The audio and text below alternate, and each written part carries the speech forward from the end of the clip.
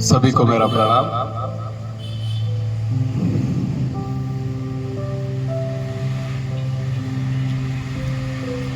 कि कभी भी अपने मन को केकई सा ना होने दे,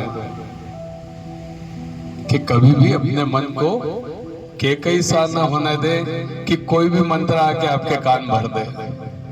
आज एक बहुत सुंदर प्रसंग रामायण से, करीब करीब सभी लोग इस प्रसंग के बारे में जानते हैं, पर आज हम इसको अच्छे से सुनते हैं इस प्रसंग को। राजा दशरथ की जो सबसे चहेती बीवी थी, चहेती पत्नी थी, वो थी केकई। केकई, माँ केकई जो है युद्ध में भी निपुण थी, युद्ध के भी सारे गुण उनको पता थे। जब भी राजा दशरथ युद्ध में जाते तो केकई भी उनके साथ जाती थी।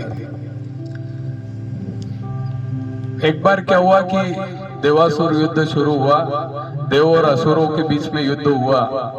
तो देवराज इंद्र जो थे वो राजा दशरथ के पास आए और उन्होंने कहा, आप इस युद्ध में हमारा सहयोग करें, असुरों से लड़ने में हमारी मदद करें।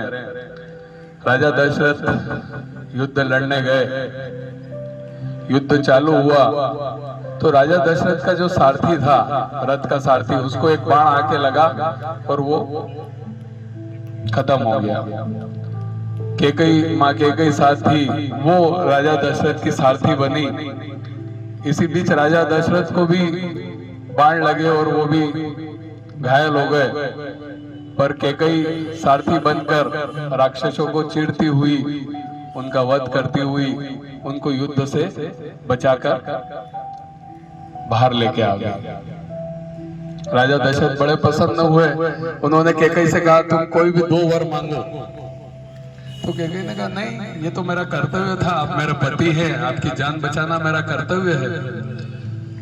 तो बोले, नहीं, तुम कोई भी 2 वर मांगो। तो इस पे केकई ने कहा, मैं समय आने पर मांगूंगी, और बात यहाँ खत्म हो गई। अब बात है उस समय की जब प्रभु श्री राम को राजा घोषित किया गया। उनके राज्याभिषेक की तैयारियां शुरू हुई। चारों ओर खुशी का माहौल था, प्रजा भी बड़ी खुश थी कि कल राम जी राजपाट संभालेंगे, राजा बनेंगे। चारों ओर खुशियां ही खुशियां थी। ये बात केकई को पता लगी। केकई भी बड़ी प्रसन्न थी क्योंकि वो भी प्रभु श्री राम से काफी प्रेम करती थी, स्नेह करती थी, उनके बहुत दुलारे थे राम। इतने में मंथरा केकई के कक्ष में प्रवेश करती है और आकर बोलती है कि कल राम जी का राज्याभिषेक हो जाएगा, प्रभु राम का, और जो माँ कौशल्या है वो राजमाता बन जाएंगी और आप तो मेरी तरह एक दासी बनकर रह जाएंगे। फिर तो मेरे में और आप में फर्क क्या रहेगा? मुझे तो आपका जीवन बहुत अंधकार में दिख रहा है। ऐसा उल्टी सीधी बातें लगातार बोलती जा रही थी, बंद ही नहीं हो रही थी। केकई का दिमाग खराब हो गया। माँ केकई बोली कि चल, तू इतनी समस्या बता रही तो इसका समाधान भी बता। तो मंत्रा कहती, समाधान तो ये है कि आपने एक बार युद्ध में महाराजा दशरथ की जान बचाई थी और उन्होंने आपको 2 वर मांगने को कहा था। आज वक्त आ गया, आज समय आ गया कि आप वो 2 वर मांग लो। बोले, क्या मांगना है?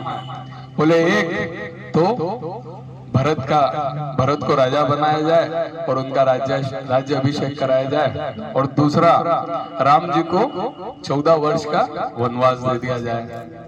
केकई चूंकि राम जी से बड़ा स्नेह दुलार करती थी, उसने कहा, भरत को तो चलो राजा बनाना ठीक है, पर ये राम जी को 14 वर्ष का वनवास क्यों? तो मंत्रा कहती है, प्रजा सब राम जी के साथ है, कल से विद्रोह कर देगी, भरत को सिंहासन से उतार देगी और फिर वही राम जी को राजा बना देगी, इसलिए उनको दूर भेज दो, वन में भेज दो। 14 वर्ष का वनवास काटेंगे तो यहाँ किसी तरह की कोई दिक्कत नहीं आएगी। ठीक है, केकई राजा दशरथ के पास जाती है और उनसे 2 वर मांगती है। दशरथ जी बड़े परेशान होते हैं, बहुत चिंतित होते हैं, लेकिन क्या करें, अपने वचन से बंधे हुए थे। उन्होंने वचन दे रखा था, उस वचन के खातिर वो राम जी को 14 वर्ष का वनवास दे देते हैं।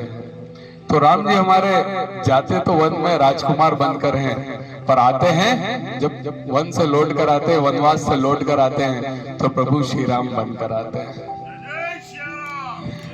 इस कहानी से हमें ये शिक्षा मिलती है कि जीवन में, हमारे जीवन में भी कई मंत्राएं आती है, बहुत सारी मंत्राएं आती है, लेकिन हमारे मन को हम कभी केकई सा न होने दें तो हम जीवन में हर लक्ष्य को प्राप्त कर सकते हैं। और अगर हमने मंत्राओं की सुनी तो क्या होगा, हमारे जीवन में भी बहुत सारी समस्याएं, विपत्तियां आएंगी। क्योंकि भरत को भले उन्होंने सिंहासन दिया, लेकिन भरत कभी भी उस सिंहासन पर नहीं बैठा। उसने राम जी की खड़ाऊ को सिंहासन पर रखा और खुद 14 वर्ष तक राज्य के बाहर कुटिया बनाकर रहा भरत। तो ऐसी मंत्राओं के कारण इतनी बड़ी बड़ी रामायण हो जाती है। तो इन रामायणों से बचना है तो जीवन में कभी भी अपने मन को केकई सा न होने दे। बस इस कहानी का इतना ही सार है। धन्यवाद सभी को।